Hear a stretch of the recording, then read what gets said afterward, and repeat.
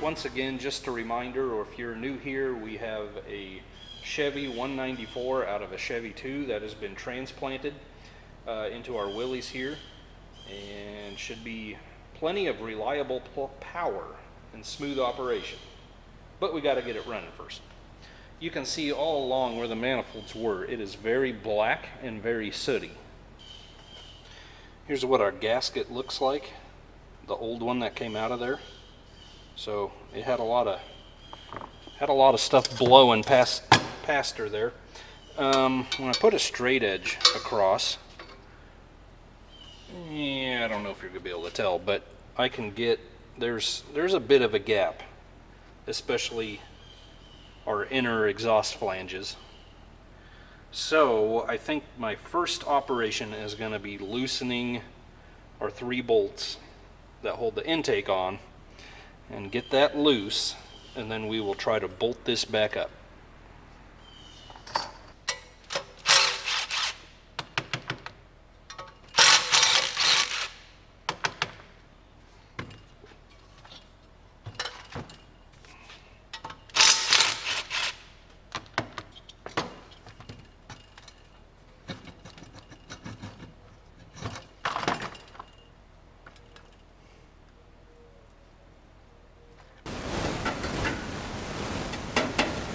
This light will come on when it feels like it. They all do. I just noticed that this had a lock washer sitting on it, and I really don't think I would have put that on there. So that could be a clue as to the rich.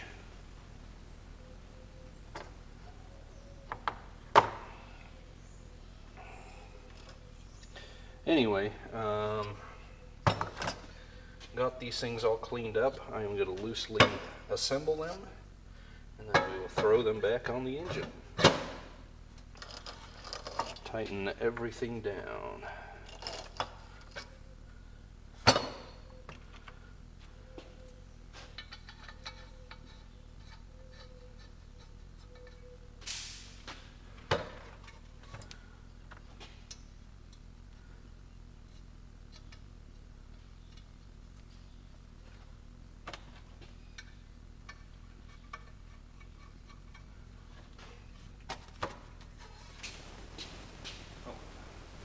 Wrong Chevy 6.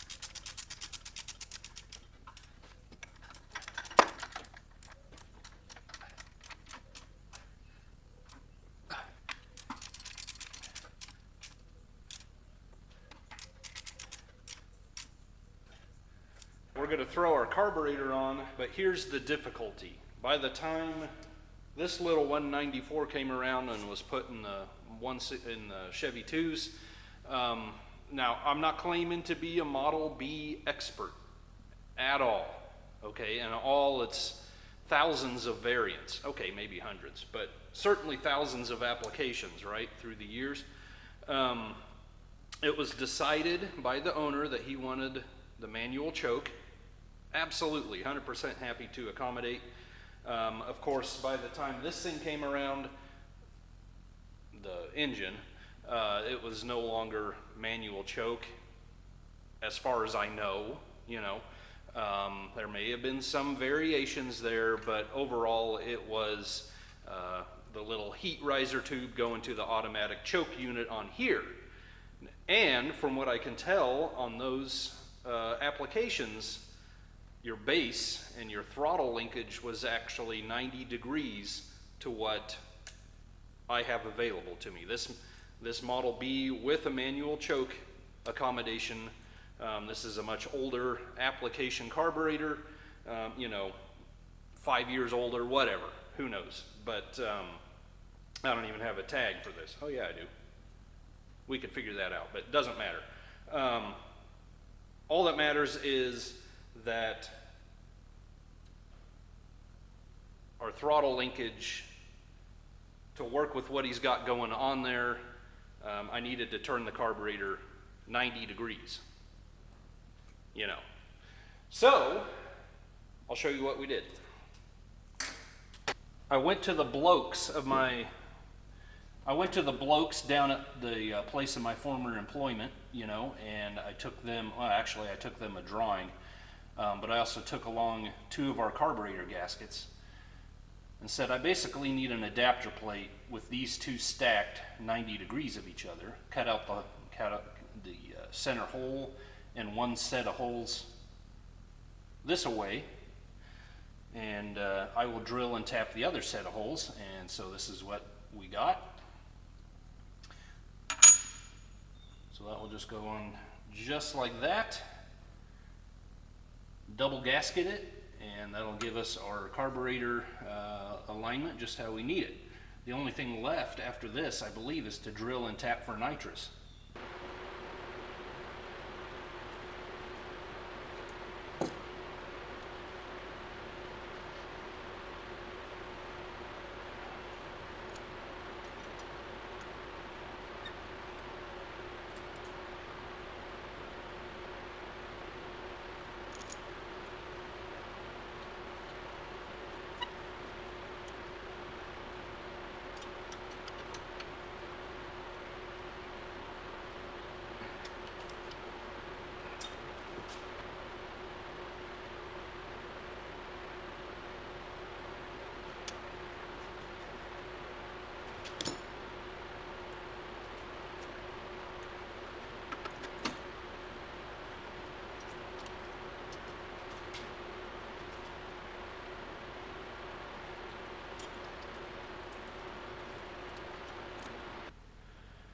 Alright, so Mr. Owner had figured out how to make the linkages work for that carter on the Chevy intake.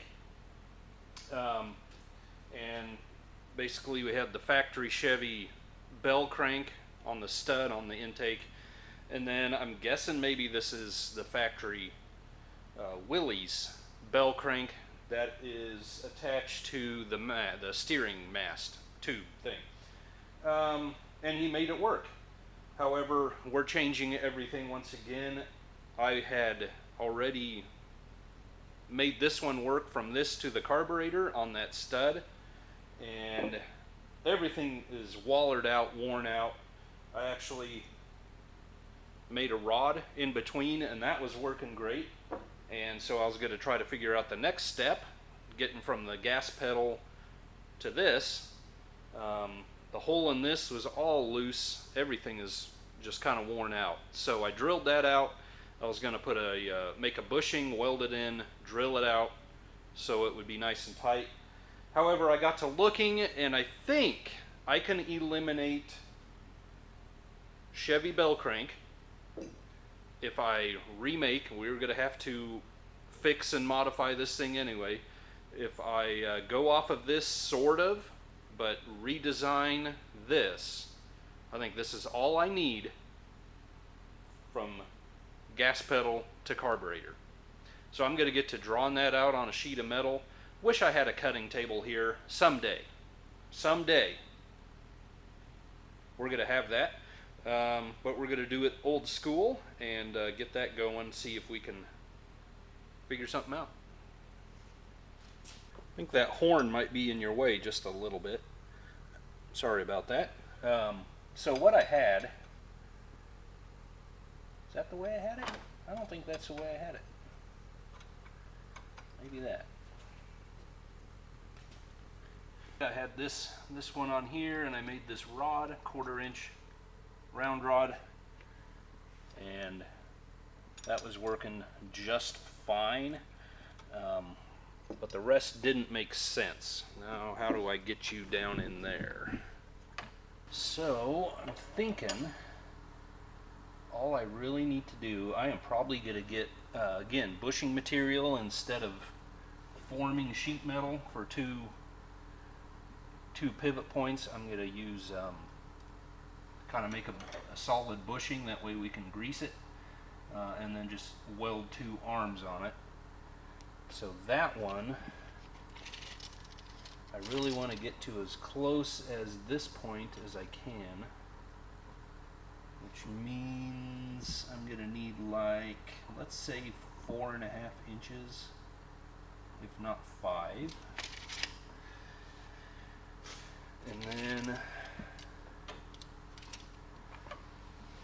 coming off of there, I'm going to need an offset in it. I probably should get a straight edge, but it's going to have to come out a good 1.5 inches anyway.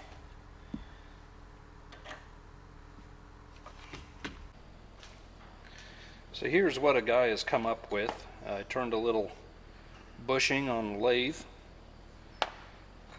Very simple. Inner diameter is the diameter of our peg on our steering shaft there, and then this will go to the carburetor. So that'll be actually like that. And then this will go to the throttle. I used the iron worker, but the punch working right on the end didn't want it to smear more than punch it, so I'm gonna have to clean up those curves a little bit, but that'll all get welded together, something like that. I will probably tack on 1/4 inch washers just to add a little bit more meat on each pivot point, like that, and that ought to do it.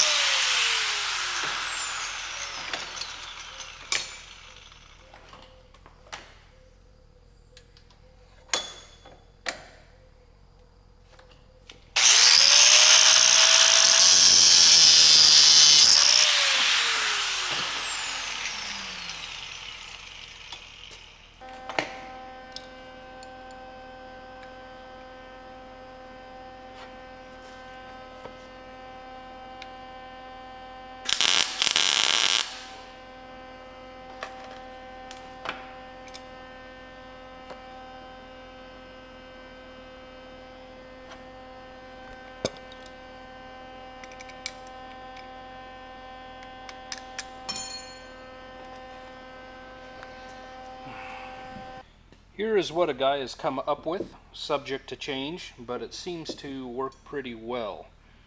So you can see the obvious length difference in our bell crank that goes on the steering mast down there, and then we've completely eliminated the one on the intake manifold. This is the original, I take it the original Jeep or Willys throttle rod from that's the ball that goes in the back of the pedal, and I lengthened that 2 inches to get the right orientation I wanted out of here. And then I spliced together rod and threaded rod, 1/4 inch. Could have, used a die and threaded it, but I thought this was quicker and easier. And then just with a piece of rod and 1/4 inch coupling nut, I made an adjustable end on there, and then we'll put a jam nut on there as well. All of this is going to get media blasted and painted, of course, which I'm going to do right now. And then we'll throw it on there. Alright, I've been using Uncle Derek's patented Rebuild Black. I've been liking it as spray paint, and you can turn the nozzle upside down and clear it, which I like a lot.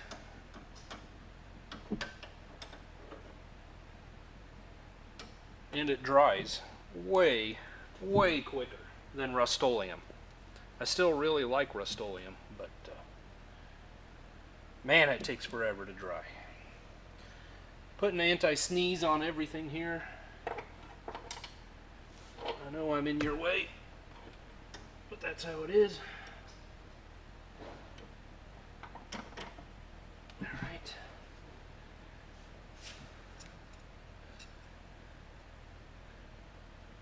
Try to give you a close-up shot of it working. Now, I was debating in my mind if I want the adjustment at the carb or down below.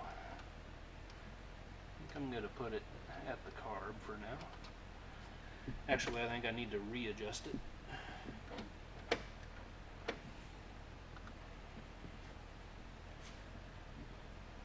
I don't know if I mentioned it. I put a slight bend in here. I'll take it home now. Okay. You remember the whole murder hornet thing in 2020? Yeah. I hadn't thought of that in a while. I just thought of it because a wasp flew in and then landed on my arm. Oh, really? Yeah. And then that reminded me of the Holderness family murder hornet song.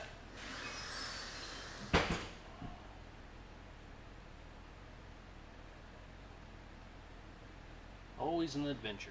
Okay. Also, don't know if you can tell, and I'll give you a close-up later, but down here I took one of these little corner brace things you buy at a hardware store. Let me grab one. One of these here things, right? And just bent the end up and then used a clamp around the steering column shaft mast thing, and that'll give me a hook point for our spring, our throttle return spring. Don't really like that kind of thing, that kind of look going on, and we may very well change it, but at the very least that will give me a very good indication and very good adjustability to get that set where I want it. And then if we want to change it, we can weld a tab onto the tube. We can use a muffler clamp, although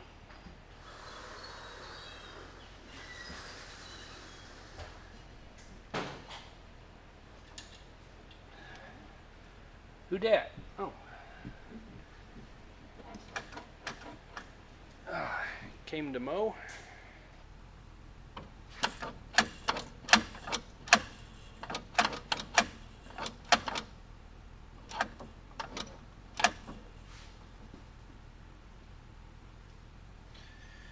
Alright, that should work for now. I don't see anything wrong with that. Ultimately, if I need to adjust the pedal height, we just adjust our little coupler there. And then we can always adjust spring tension, but for right now it feels pretty good. We'll get to know it a little better when we drive it for the first time.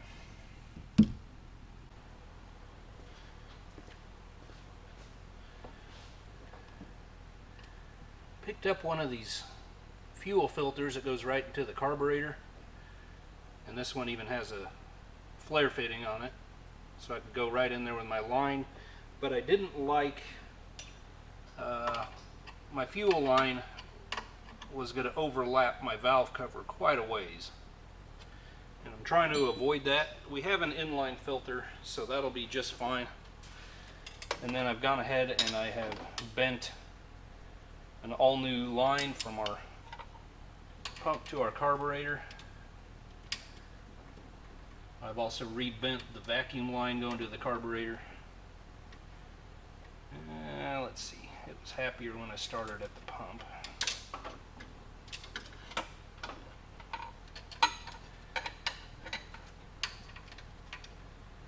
And that way we can clamp things off on the thermostat housing here. Should be nice and safe.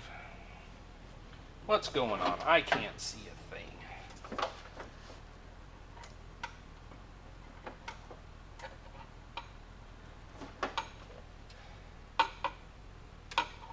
My goodness. You gotta get so stubborn. And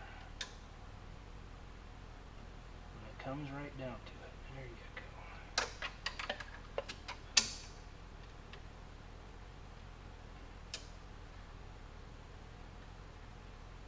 All right.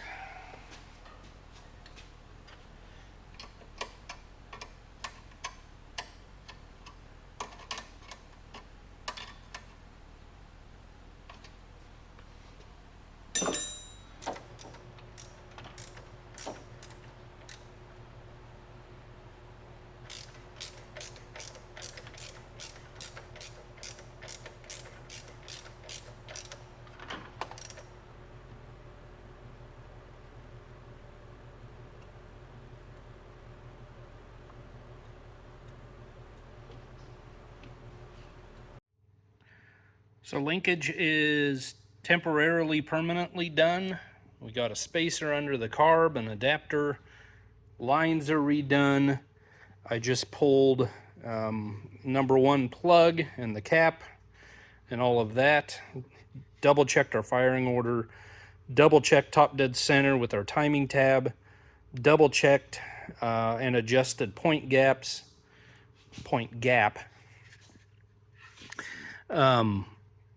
The book on this engine says 8 degrees before top dead center. If you can see the timing tab down there between the fan blade and the belt, and I marked with a Sharpie what should be number 8. And we will probably double check that eventually, but I think there was fuel in the fuel line. I'm not even going to try priming it. We'll just see if it pumps good enough to get it in a couple cranks here. See what happens.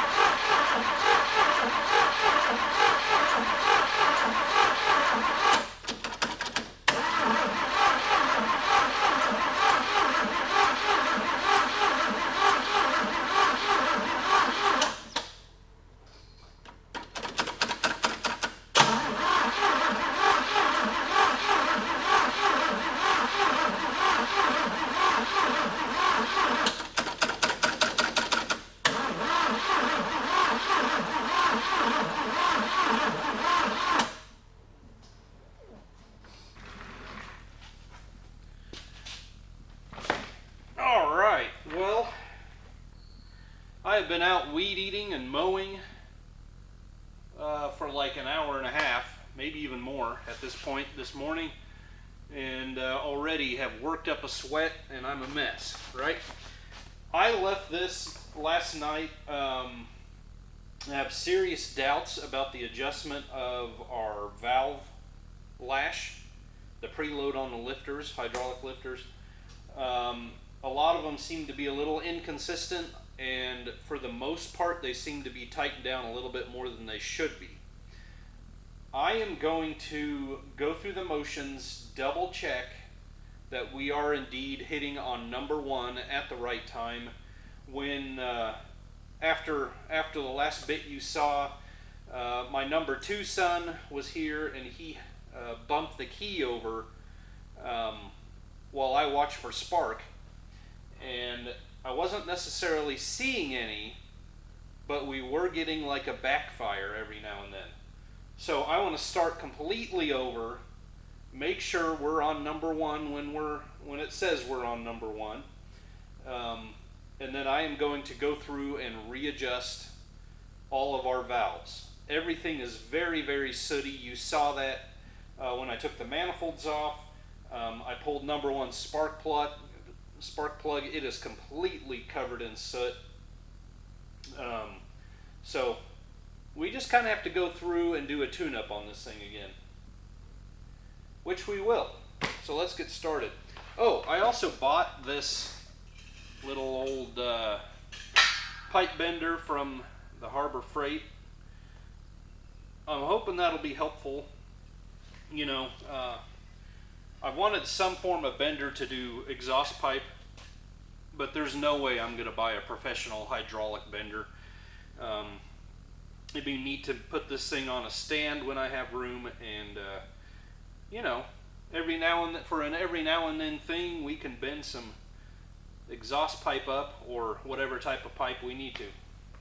I got the big one, you know, the 16 ton. I think I can go up to 3-inch on it. Anyway, we will hit that later. I'm going to do this now.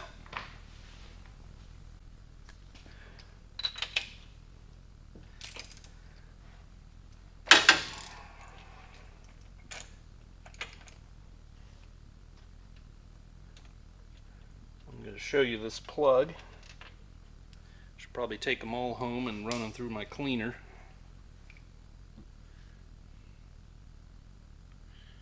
But just completely filthy. So that's fine. I got my trigger set up and get my wolf whistle stuck in there, and we're just going to crank it till it whistles at us.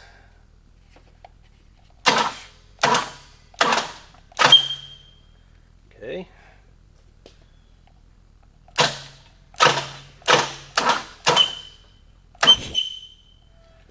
Seems to like that position. I can see a piston down there. Where's our mark?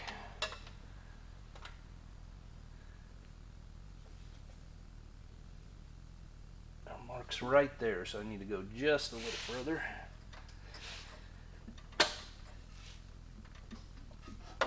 Crank it by hand, I guess.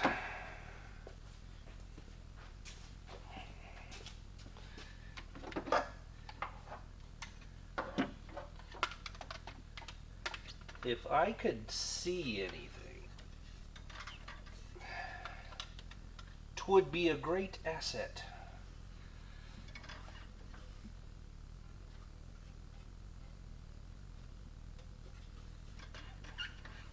Okay. Mark is on number 1. Pistons at the top. Screwdriver. The roux-river.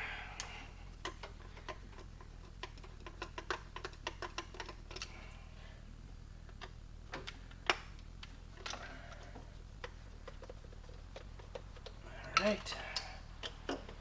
It is pointed at number 1, roughly speaking.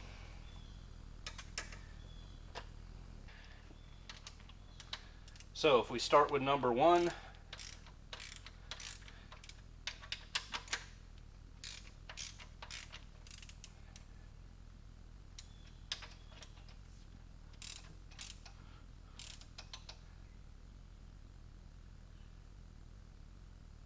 got a drag on it, so we're going to go, well, this is all in the way.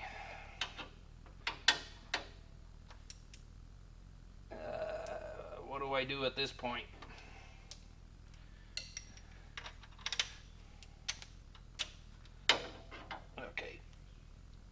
one turn. This one's completely loose, so we'll just work with it from there. Okay, started to drag. Put the preload on the lifter, one turn. Now, firing order goes 1-5. So all we need to do is turn the engine till it's pointed at number 5.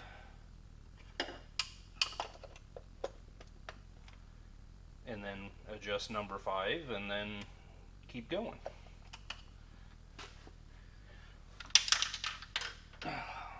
What's going on here?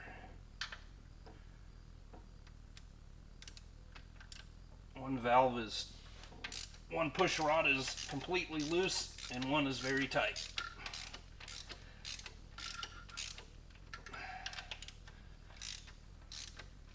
Anyway, you get the idea. I'm going to go through the entire 6 cylinders, get them all adjusted, and hopefully that'll work out a little better for us. Now I do need to track down a set of these valve cover hold down clamp bar things. I know when I did the 66-292 in that C20, I cut some out on the water jet at work there, and pretty sure I made another complete set, but where that is, I just can't imagine.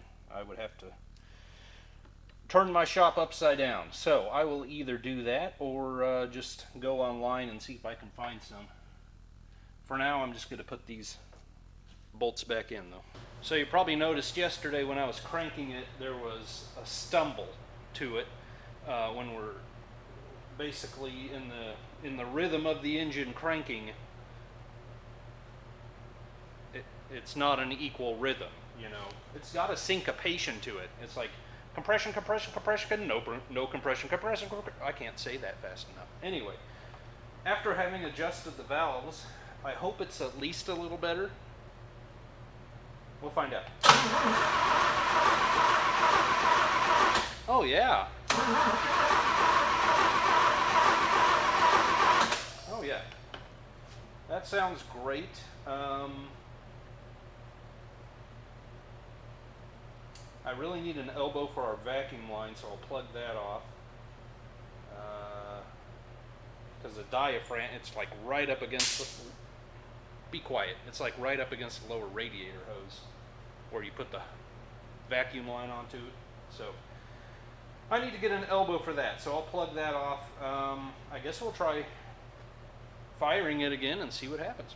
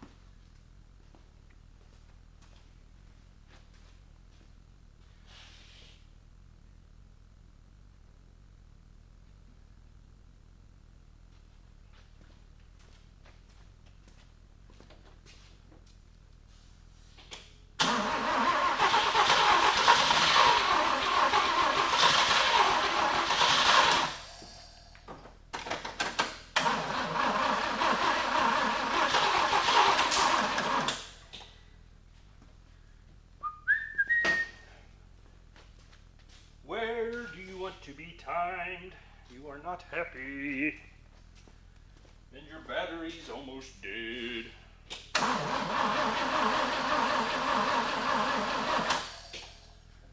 Now I have found a couple of problems. I put my timing light on number 1, as you are you know, a guy wants to do, and while I was cranking it, because I just wasn't getting anywhere, I would get a stumble and a little bit of fire every now and then. It seemed like it was struggling to try to do that, but it just would not run. So I put this on, and while I was cranking, I was gonna see how close or how far away we were to our timing tab, because this just wasn't making sense. and I was not getting any fire with the timing light. Now I already checked our coil, and it seems to be just fine. I checked continuity of our coil wire. It's over there, and initially it was just open. Now I get a resistance value, but it's way too high. It's like 100,000 ohms when I think you want like 10,000, something like that. I'm not sure if these were the universal kit that you put together yourself. Anyway, my bride is in town. She's going to stop by the parts store, and they have a universal kit, so I'll make up wires. Unfortunately, they did not have one on hand on the shelf for this engine, but that's fine. We can do that. And then I was just digging deeper because I had nothing else to do, right? And I had continuity across our points, whether they were open or closed. So I took this all apart, and I have no idea why we had continuity with the points open. Took it all apart, and we do not now. But how that arm could ground out is beyond me. Makes no sense. Anyway, it's working now. They were going to set out a set of points for this also. If I don't need to use them, I won't.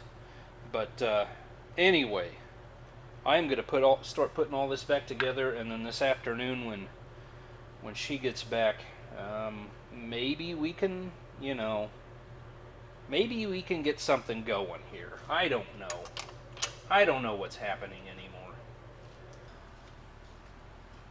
So what do? Just crank on this thing until something breaks?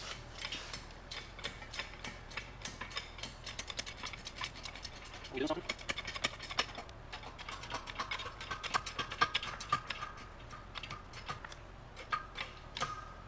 I don't know how far to go here.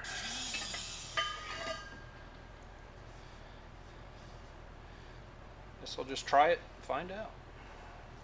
New wire. About 7,500 ohms. Old wire.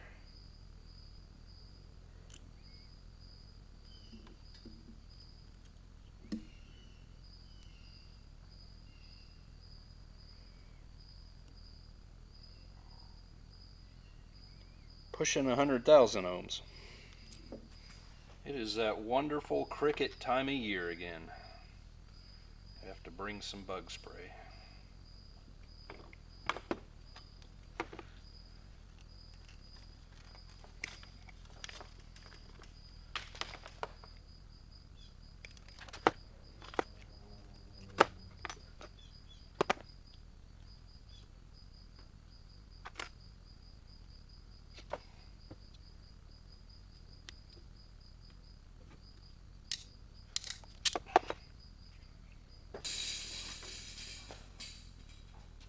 Well, let's try this again. I did not replace anything but the wires. Condenser points, that's all the same yet.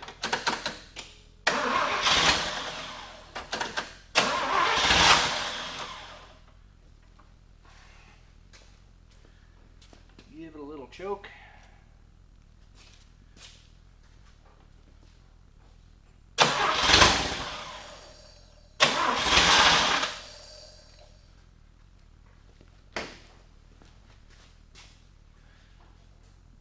Timing.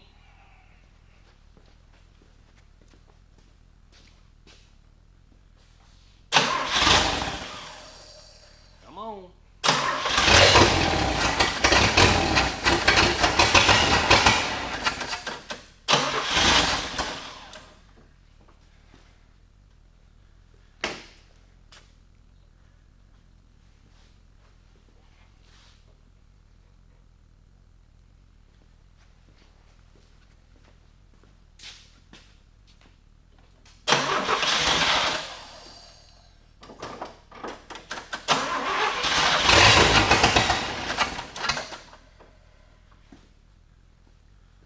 not too happy about something still.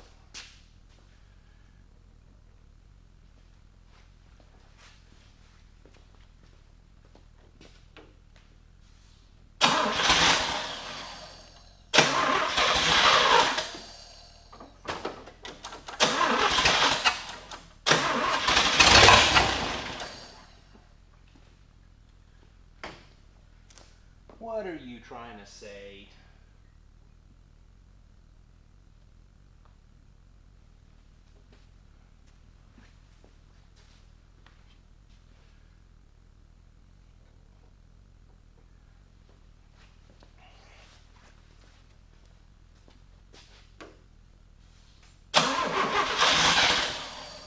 No.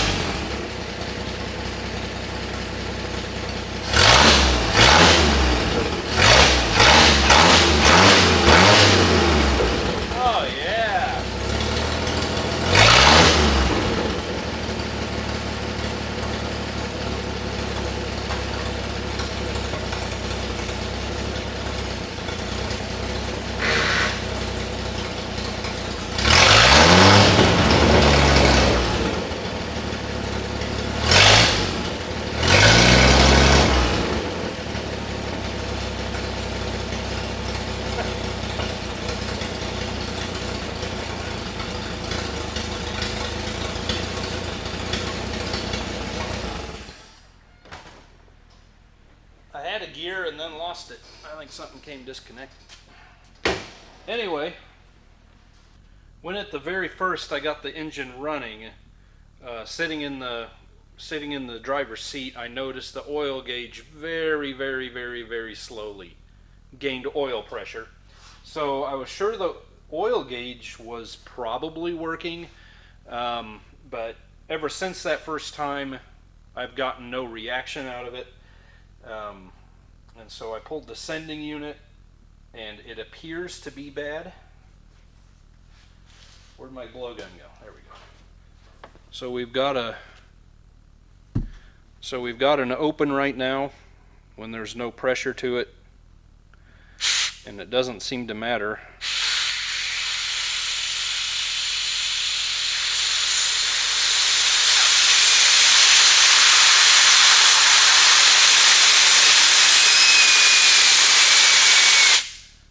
Okay, well, there it did.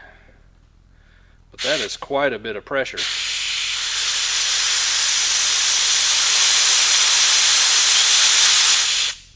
I can do this a little bit more scientifically with a regulator and a gauge. I'm still betting that our sending unit is out, because it should not take 80 to 100 psi of air to close that.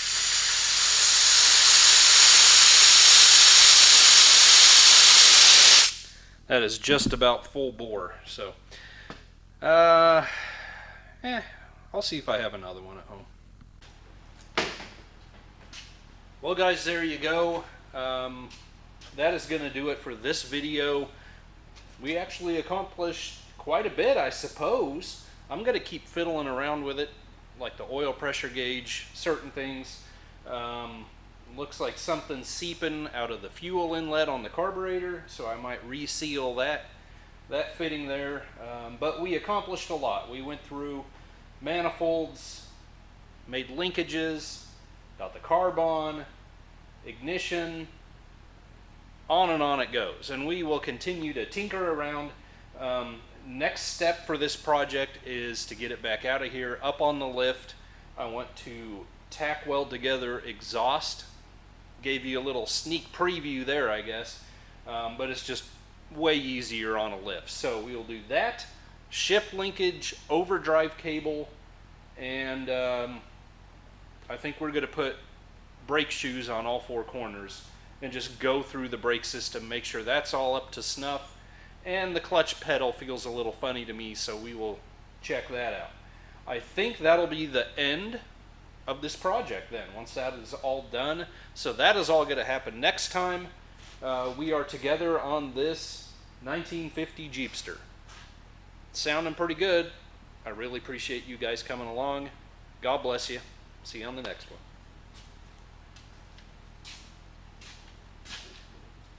I think it's nap time. Oh yeah. Do I look like Cary Grant? No, probably not. Maybe more Van Johnson. Before I buy a $50 Jeepster unit, just for fun, I'm going to test it out with this lovingly used Chevy truck one. Let's see if that makes a difference.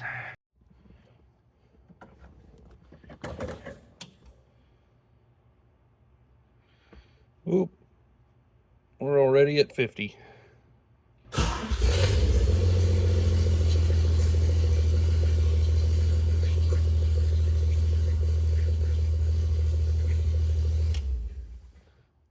Well, anyway, we can assume the gauge works.